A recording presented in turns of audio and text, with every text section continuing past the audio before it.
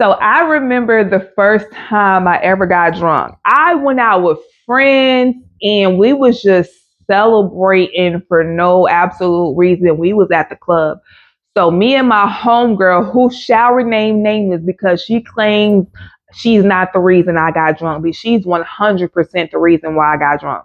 So my homegirl, her boyfriend at the time was a party promoter. She was like, "Hey, my boyfriend's throwing a party at this club, this super hood club. Come out, have fun. They got $5 pitchers. $5. That's all I need to hear. $5 drinks. I'm there. A pitcher, a drink, or I can get a pitcher for $5. So I'm out there, right? So everybody from the job come out there. We having a good time, and I'm drinking blue motherfucker. You know what? I'm drinking that for $5. So I'm drinking that. I probably had like two of those. All of us got our own little pictures. We having a good time. So my homegirl, she comes to the club a little later. She bougie. She only drank top shelf liquor. So she was like, "Hey, I'm about to get a bottle because that cheap stuff is going to give me a headache. Like, y'all want some of this?" So we like, cool. So we all pass our cups around. She pouring us the top shelf liquor. So I done mixed my little cheap $5 pitcher drink with her top shelf stuff. And so then we started taking shots and stuff like that. Mind you, I'm not a drinker. I don't drink like that. Only socially with friends. But I don't really like to taste the alcohol. But when in Rome, what they say, you do what they do.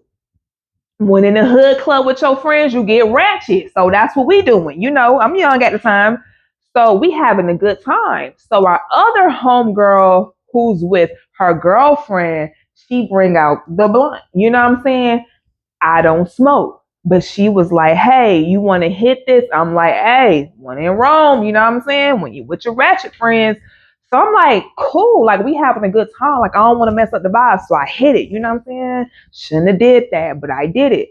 So I hit it, and so more people who we work with start coming into the club. We having a good time. Like the DJ doing the thing. I think Rich Homie Quan had came in there. We took pictures with him. Rest in peace to Rich Homie. We having a good time in this ratchet club. We just living our best lives ever.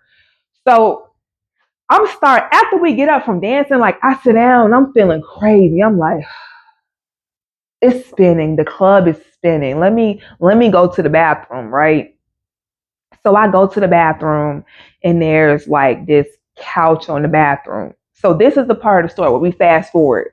So fast forward, the club is closed. The club is closed. So they're doing their final run through the club to make sure everything on the up and up. They find me in the bathroom sleeping on the couch, right? And the only reason they came in there is because my other homegirl, who was buying the top shelf liquor, she was drunk too. So they got to get her to the bathroom so she could throw up and they could close the club down. They was like, "Is that Kirby? Kirby sleep on Kirby? What you doing?" I'm like, I wake up, listen, face on the club couch, face on the club couch. I'm like, huh? They was like, "What are you doing here? We thought you was gone. Like, oh my God, everybody gone. We didn't know you was in here." So I was like, before I could get any words out my mouth, they was like, "Oh, she about to do it. She about to do it." And all the vomit is blue because I had this cheap picture of blue motherfucker. And so I throw up on the bathroom floor. They take pictures and stuff because it's called for drinkers only, and I'm not a drinker. And so they got a picture of me throwing up and it's all blue and stuff like that. And I'm like, delete them pictures. Hey, tell your boyfriend, the cameraman, I don't want to be on nobody internet throwing up in the club. That's raggedy. That's real raggedy. Okay. So my homegirl who invited us out, she was like, "Okay, so both of my friends are out here. They both drunk. I'm drunk myself." She was like, I could take one of y'all home." So I'm like, "Yeah, take our homegirl home." And she was like, "I'm gonna get old boy from the job to take you home, right? You can't drive yourself. You are in no shape or form to drive yourself home. So we're gonna get old boy to drive you home, right?" Because he was still lingering around. And they was like, we're gonna pick your car up tomorrow. We're gonna pick you up tomorrow so you can get your car and stuff like that. But you can't drive. Like you're not gonna be safe. So I'm like, okay, cool.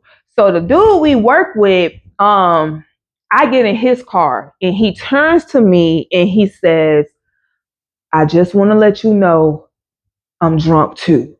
I'm like, oh my Lord Jesus, please let me make it home safe. He said, we're going to be safe. He says, this is what we have to do. In order for me to get you home safe, I have to keep drinking, because if I stop drinking, I'm going to feel the effects of the alcohol. So I have to keep on drinking. You cool with that? And I'm like so tore up. I'm leaning on the window. I'm like, dude, do whatever you got to do. Like, just get me home safe. So he was like, all right, cool. But I'm going to go pick up my homegirl, because like I'm gonna need somebody to be right with me when I drop you off. I'm gonna still need somebody to pick me up. Is it cool if I pick my homegirl up? So I'm like, yeah, it's cool. Go get your homegirl, whatever you gotta do. I'm just like, yeah, whatever. Like, do whatever you gotta do.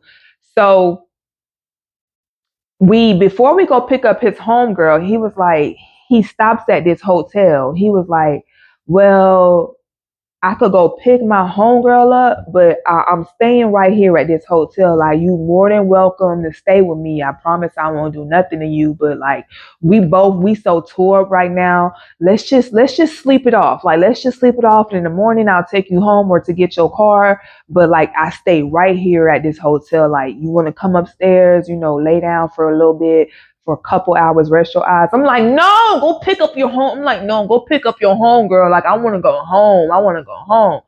So he go pick up his home girl, and he drinking and stuff like that.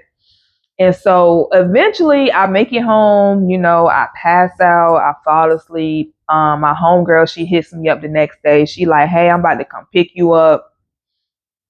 Like, let's go get your car. So I'm like, cool. She was like, I'm glad you made it safe. Like, how was it? I was like, girl, like, I got here safe, but such and such was trying to get me back to his room so he could feel all over me and stuff like that. She was like, oh, I'm glad you ain't going his hotel room. I'm like, girl, why would I do that? Why would I do that? But yeah, so that was the first time that I've ever been drunk in my life. I probably was like 24, 25 years old, going to the club with my homegirl. And then I told her, I said, hey, she showed me the picture. I said, delete that.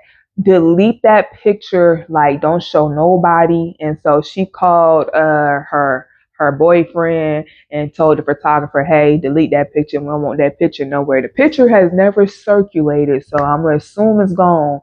But that was my first drunk experience. Fell asleep in the club, laying on the couch. They found me. I threw up. It was blue.